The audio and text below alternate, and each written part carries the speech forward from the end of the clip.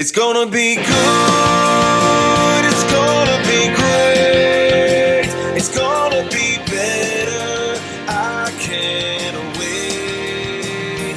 Making my move, live for the day, sing like a bird, fly like a plane.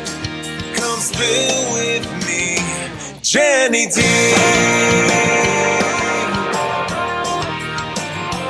Jenny D.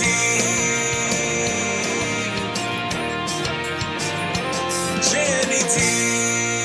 Hello, my beautiful people. Thank you so much for joining me with another episode of Spill With Me, Jenny D. Today's episode is brought to you by Clair Health, and I am so excited. I am here at Clair Health right now, and I am sitting here next to Sarah Clipp. She is a certified dietitian, and I cannot wait to have this conversation with you because it's a new year, it's a new you, and we're in January. Right, and it's like crazy. the blues, right? The winter blues. Right. So can you introduce yourself to the audience and tell everybody like who you are and what you do? Yeah. So my name is Sarah, and I am a registered dietitian here at St. Clair. I received my undergraduate degree, which 4-year degree, from a small school in North Carolina called Appalachian State. Oh, really? Yes, if you're familiar. Yes, yes. So from there, You're born and raised in Pittsburgh? I actually grew up in Eastern PA and then moved to North Carolina. So kind of all over the place. Yeah, right.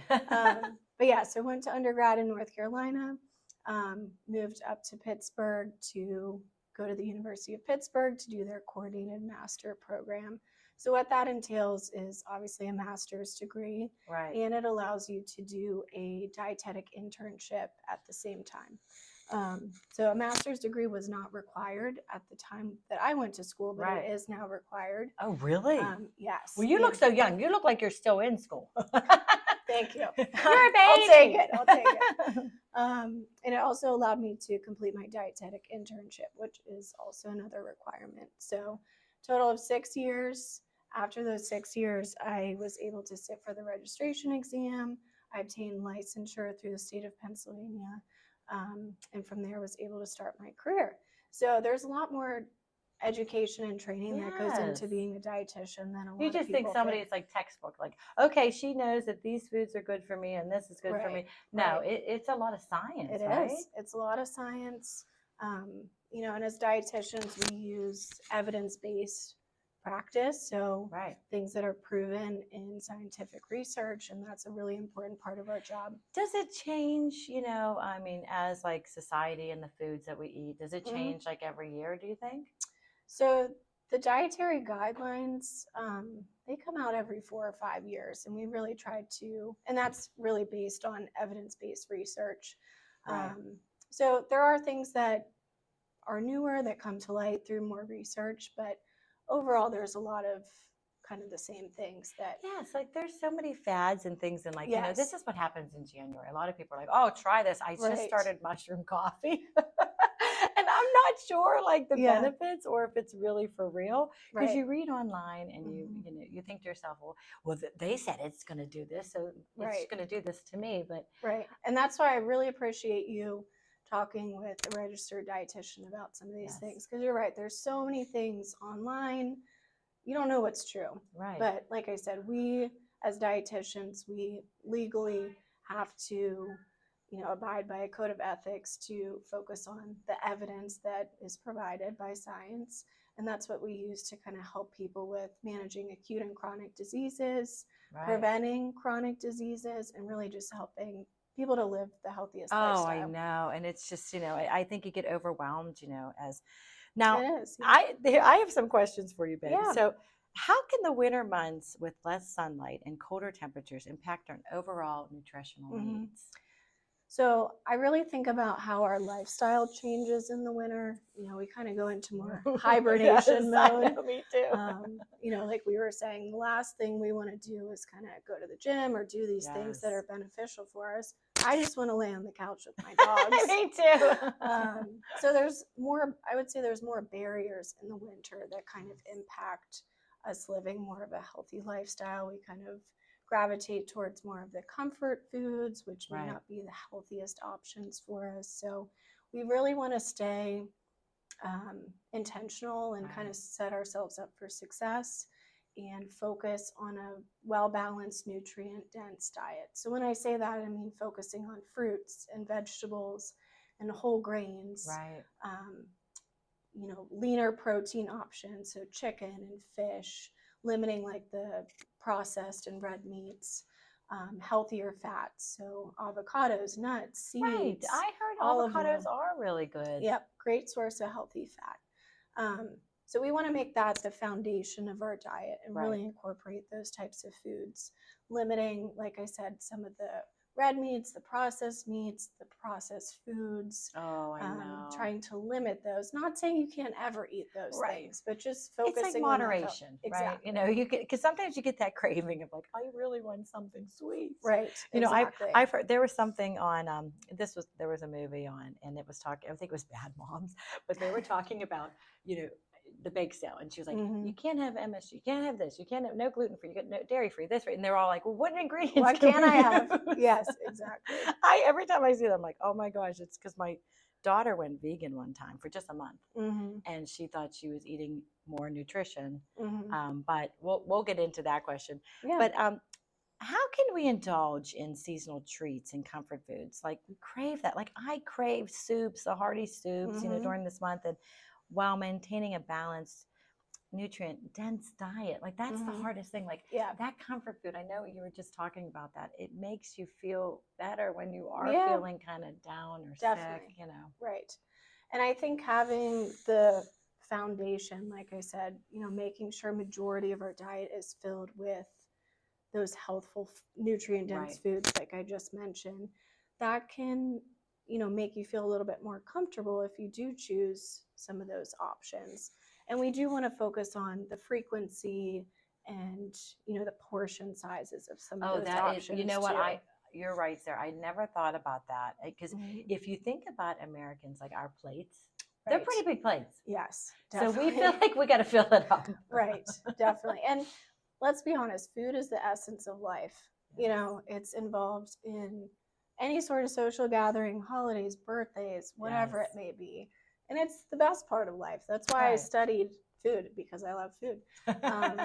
But, setting yourself up for success, once again, having that strong foundation of a healthful diet. So when those times do come up, you can have one or two options in Yes. smaller portions and feel comfortable with it. And I think that really helps with our relationship with food as well, because we see time and time again that We're people fighting go with on our- those restrictive diets, like you said. Yes. They don't allow themselves to have anything like that. And then once they taste them again, it's hard to kind of control the portions. Right.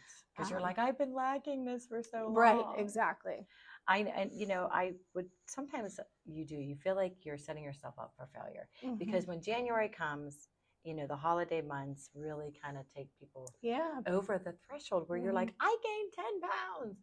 And I think that sometimes I feel it, for me, this is my opinion, that during the holidays, I'm like, I'm going to indulge because I know January is going to come and then I'm going to try to eat better.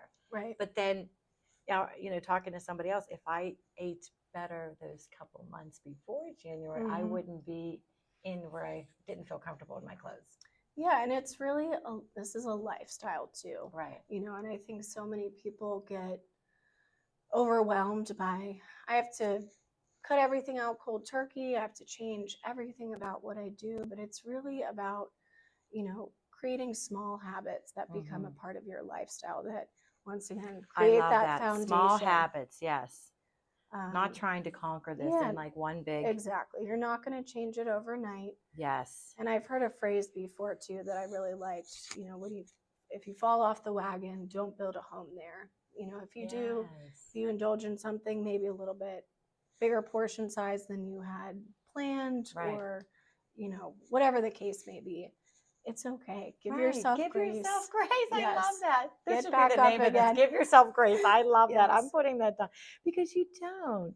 I just told Aaron, last week I had the winter blues. I was just like sad, and I just knew the cookies are still lingering, and things like that. Yeah. So one of the most common issues in winter is reduced sunlight.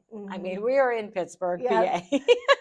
So now, to affect the vitamin D levels, can we talk about the importance of vitamin D and how people can ensure they're getting enough, and not only during the winter months, but throughout the year? Yeah. Vitamin D is very important in our body for neuromuscular health, cardiovascular health, even mental health, bone health, so many things. Really? Bone health too? Okay, I didn't know that. So like you said, obviously living in Pittsburgh, our weather's a little bit dark on the darker side. We have It's sun. sunny. Yes. Yay! So there are foods that are, that do have vitamin D that we want to try to incorporate in our diet. So those types of food are, some fatty fish. You better write this down, people. Fatty fish, milk. Okay. Like cheese? Yogurt is a good one. Okay. Eggs. And then there's foods that are fortified with vitamin D as well. So orange juice is one of those. Even like milk alternative, like soy milk or almond milk. Okay. So we want to try to incorporate those types of foods into our diet. Yeah. And obviously take advantage of the sun when it is shining. Yes. But we also want to make sure that we're doing that in a safe way. I have very fair skin, so I can't be out in the sun for too long. But even like 10 minutes or so can help us to get vitamin D. I didn't even think about that. But do you think, like, I take a vitamin D gummy at night? Okay. Is it okay to take that, or is there like a pill if you're not getting enough? Like, how would you know you need more? Yes, that's a great question. I mean, if you don't incorporate those types of food in your diet and you don't see a whole lot of sunshine, I think it could be beneficial to take a supplement. I think another thing too to kind of help gauge, if you need a supplement and how much you should be taking is to ask your doctor to check your vitamin D level. Right. Because that can really help guide us in regards to how much supplementation you need. If you're deficient in vitamin D, you need a little bit more and a different dosage than if you have more adequate levels. So. Right, because I know I'm not a milk drinker. I just, but I like cheese. Yeah. Can I have cheese? Who doesn't? I know, right? I love cheese. Cheese with everything, please. People often associate the hydration with the hot weather. I mean, because we're always, I'm so dehydrated in the summer, and I never even think about it, but it's like, isn't it true that hydration is just as important in winter? I mean, how do our hydration needs change in the colder months? Like, why is that? Yeah. Why do we feel like that? Hydration is definitely important all year round. So much of our body depends on being hydrated. Right. It helps with keeping our organs functioning properly and so many other things in our body. So I think in the winter months, in the summer when it's hot and maybe you're outside more, you're sweating, you're losing fluid through that sweat, so you get more thirsty. In the winter, not as much. Unless you're going through menopause. Right, exactly. But it's still important all year round. Yes. Everyone's fluid needs differ, but on average, men, we want to try to get like 3.7 liters of fluid, which is about 15 and a half cups. Oh, really? Okay. And for women, 2.7 liters, which is about 11 and a half cups. So that does, there's foods that and you're saying water, right, Sarah? Well, it does encompass, foods that are a little bit higher in water content and other types of beverages as well. But water is really the best option. And if you're not a water drinker, I'm sorry, I don't mean to cut that's you off. okay. If you're not a water drinker, what is another substitute or something that you can have that would help with hydration? Personally, I love seltzer water. Yeah, that's my kind of go-to. But even adding things into your water in regards to like fruits and maybe even some vegetables, which sounds weird, but like a cucumber mint water citrus is in season right now. So like an orange. Put an orange in there. And lemon lime, just to spice it up a bit. Because yeah, drinking just plain water can get a little boring It does. sometimes. I mean, I get, Yeah. and then sometimes I find myself like I'm drinking and I'm like, oh my gosh, I need something else. But Mhm. club soda or something, is that okay to add to your water, like club soda or anything Yeah. like that? Okay. Yep. But not the sugary waters that are out there. Yeah, we do want to try to limit Like Gatorade added or sugar things like in that. our diet Okay, as so much too as much. possible. And you could use like the diet options if that is something that you really enjoy and don't necessarily want to give up. We just want to try to limit that added sugar in our diet. And another important thing to note too is in the winter, you might be gravitating towards more coffee and tea because it's warm. Right. But be cautious of the caffeine because that can also be dehydrating as well. Oh, geez, I didn't even, like, I'm writing this down. I hope everybody's getting an educational podcast here with all this. Now, you probably already answered this, but what foods do you recommend incorporating more into the winter diet to help boost immunity and combat that seasonal illnesses? Like, what should we? I know we were talking about off-air oranges. Yes. Citrus. So you kind of think of like vitamin C, zinc, vitamin D. Okay. Those are some of the big nutrients that we think of when it comes to immune health. Right. So, incorporating citrus fruits, and I know a lot of people like to do like ginger shots and those types of things, which is great to incorporate into your diet. But we also want to focus on, once again, that foundation, making sure that we have that balanced diet. We want to focus on proper sleep, proper hydration, stress management. All those things play a role. So, I can't say it's one specific thing that's going to boost your immune system. They really all work synergistically. It is so true. You're right. If if you are, upset or you're having the winter blues, it makes you want to eat more for that comfort. To make you feel like, okay, I just ate a bag of chips and now I feel, but then you feel awful. Right. Because that's not good for you and your stomach. And that's kind of what I was saying, being intentional about the foods that you are eating, and exercise is another great way to boost your mood and your immunity, your mood, your energy. I mean, like I said, the last thing I want to do sometimes is go get physical activity after a long day of work when it's cold, but I always feel so much better. It releases endorphins. It helps your mental health. There's so many positives to exercise. So I highly encourage that as well. Actually, a woman said to me today, she's like, Jen, just go outside for a couple minutes. Yeah. You don't have to be out there, it's like 5 degrees. Right, exactly. You don't have to be out there for half an hour, but just go out, like get the mail, take the dogs for a walk up the street, or, and I said, yeah, you're right. I never think about it. I kind of want to hibernate in the house and not even leave. But it's true. Getting outside for a little bit. Yeah. Just kind of helps your breathing. And when you were saying ginger, hon, is ginger good for you as far as like digestion, or is that what ginger's good for? Yeah. Like a shot, you said? Yeah, it's good for a lot of things. Is it really? Yeah. But yeah, I mean, once again, kind of incorporating that into, there's a lot of herbs and spices that are beneficial. And, but once again, kind of incorporating that into an overall balanced and healthy lifestyle. I started taking another gummy, the turmeric and the ginger. Okay. I've been taking that every day. I don't know if that's, is that okay? It doesn't hurt, right, to take it? I don't think it hurts.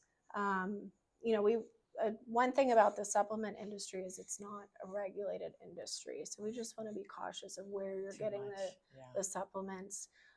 Plus it's sugar. There's sugar in it. Yeah, there can be some added sugar in there too.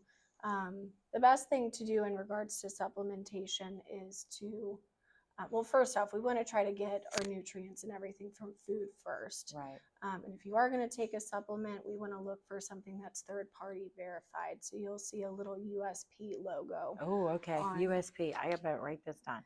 So that just means it's been tested by a third party. Okay.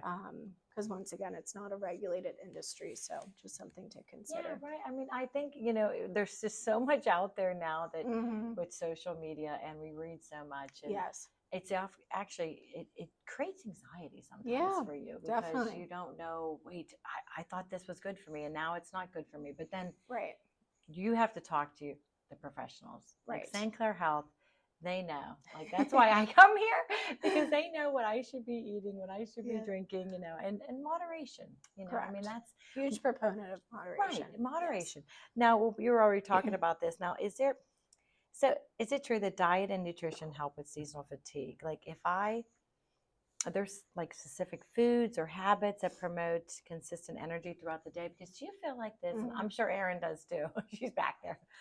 At 2:00 for some reason, It's my nap time. Right, right. I feel like so tired. Yeah. What do you suggest, Sarah? My biggest recommendation is making sure that you have well-balanced meals throughout the day.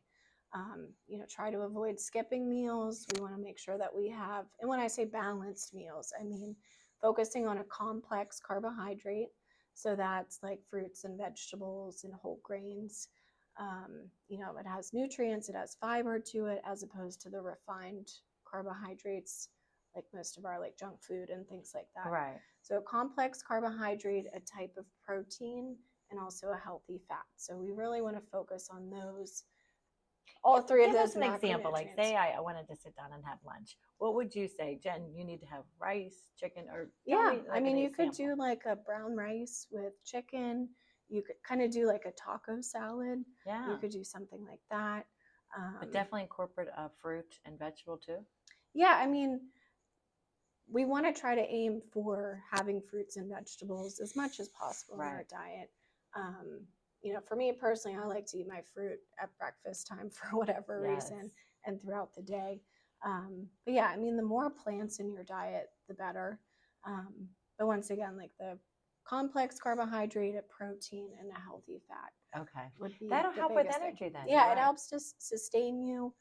They're all digested at different Right. rates, so it kind of helps with blood sugar control, which can prevent you from, the spikes in your blood sugar. Yes. Which you get that energy, but then you crash. And once again, exercise as well, like I said, can help with releasing those endorphins and giving you boost in your energy and your mood too. You're so right, because there was a time where I thought, oh, okay, I'm going to try that, where you don't eat until like 12:00, and then you don't eat after 8 or whatever. What was that called? Oh, like intermittent fasting. Yes, intermittent fasting. And I found myself so tired. And I thought, this can't be right. Right. So you recommend have a nice balanced breakfast and a lunch and 3 meals a day. Yep. Is that what you recommend? That's what I would recommend. Okay. And even a snack in between if you do find yourself hungry. Listen to your body too. Listen to the hunger cues. If you're hungry, eat. Try to have something that is nutritious though. By grabbing for a snack, Sarah, what would you like? A protein bar or a fruit? What would be the best thing to? You could do something like a piece of fruit and nuts.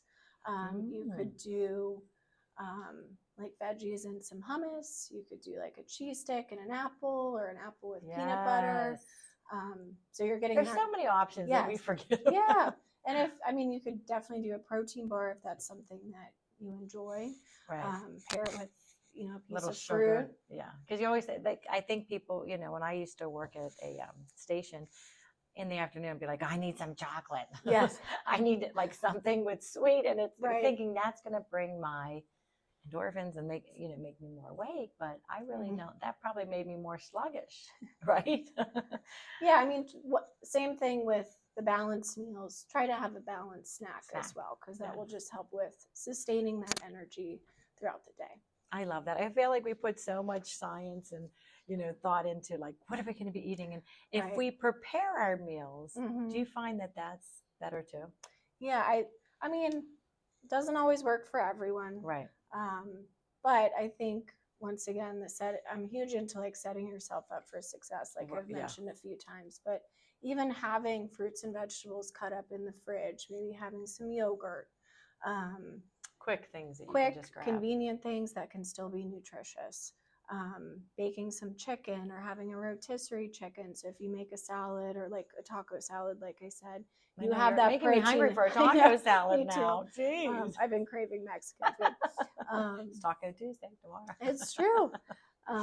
So yeah, having those things available so that when because a lot of people, I think too, if you're not sustaining yourself with balanced Yes. meals, you get super hungry and then you're reaching for anything and everything you can find. That's the hard thing. Yes. And with the prices now, Sarah, Mhm. with the food, it's really hard too to get in that nutrition. Like, the affordability with Yeah. getting fruit and vegetables now, Right. because there's a shortage of, even with, I love eggs. I can't even believe like how much it costs just to get eggs now. Right. And I feel eggs are really good for you because I feel like Mhm. the protein in an egg. Right. And I'm like, we were somewhere and they were $8. So when you can't afford, $8. yes, Oh I my know. Somebody told me they're $4. We That's paid crazy. $8. I couldn't believe it.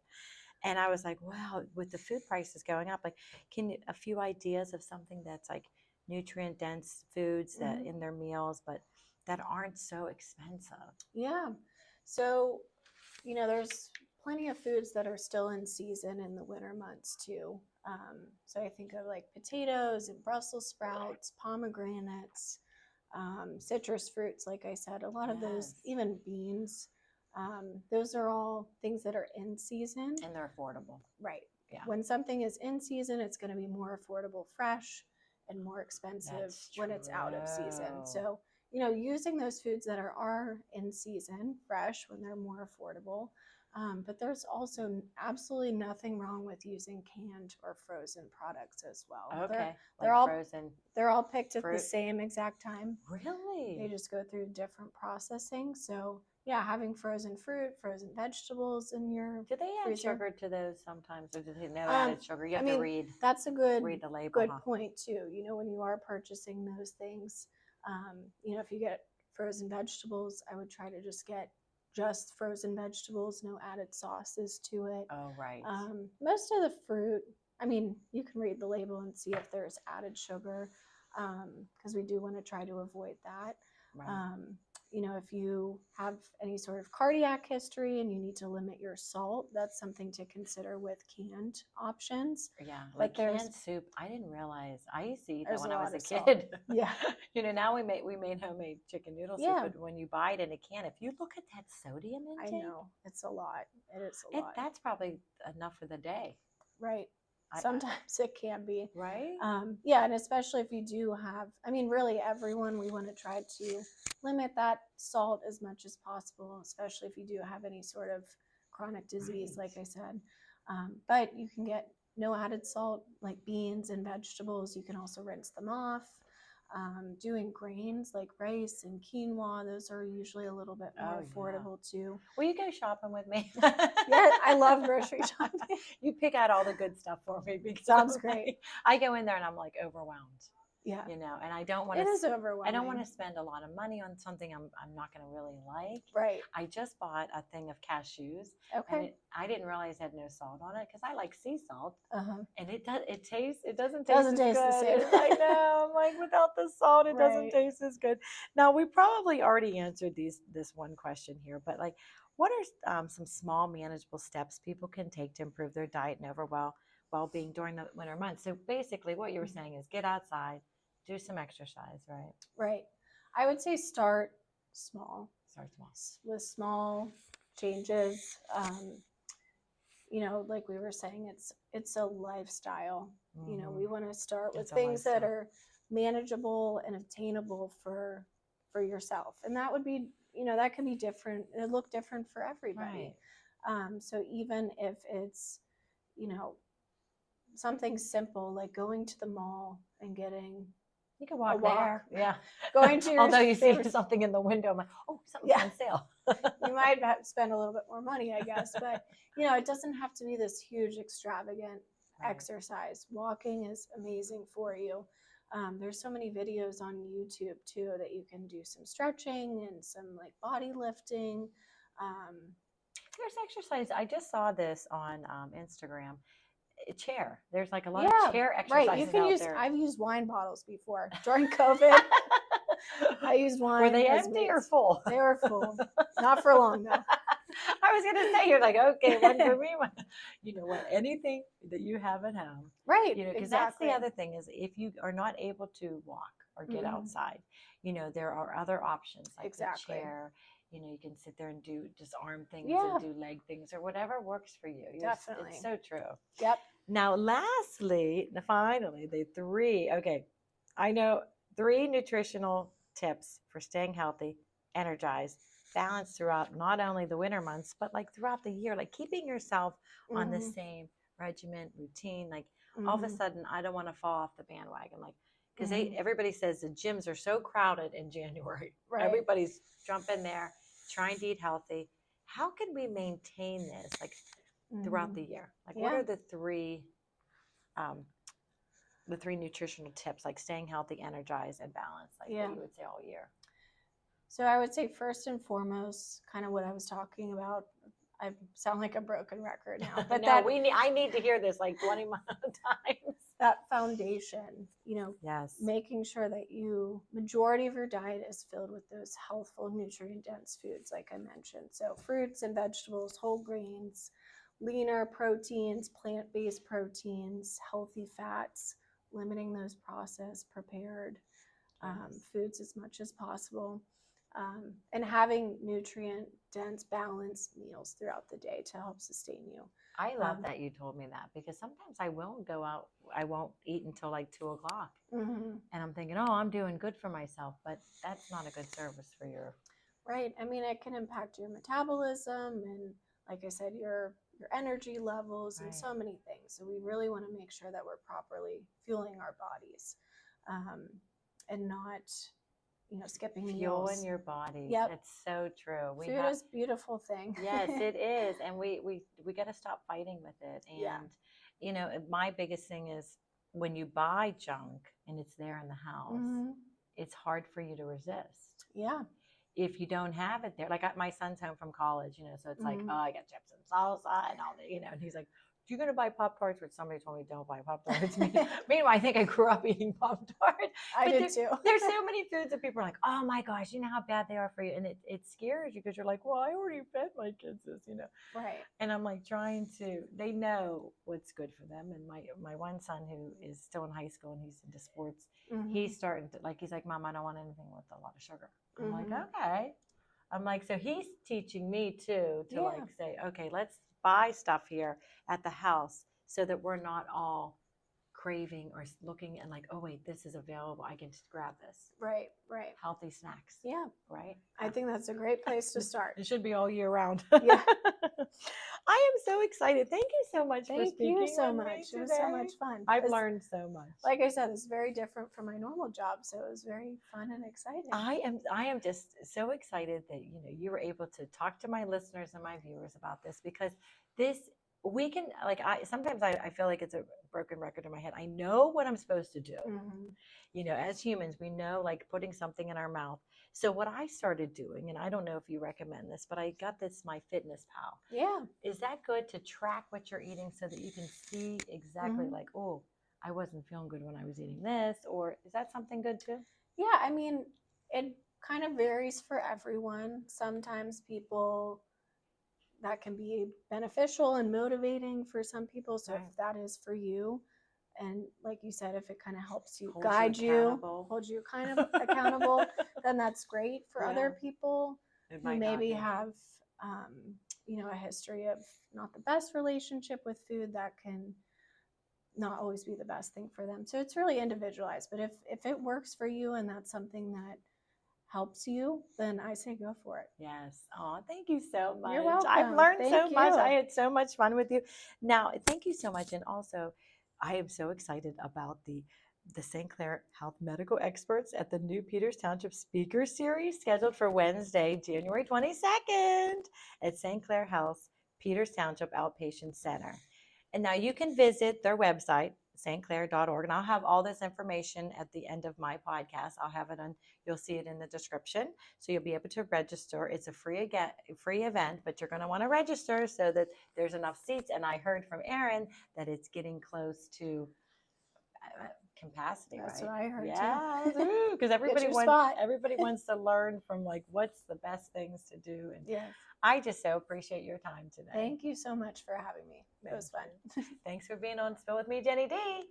Take care.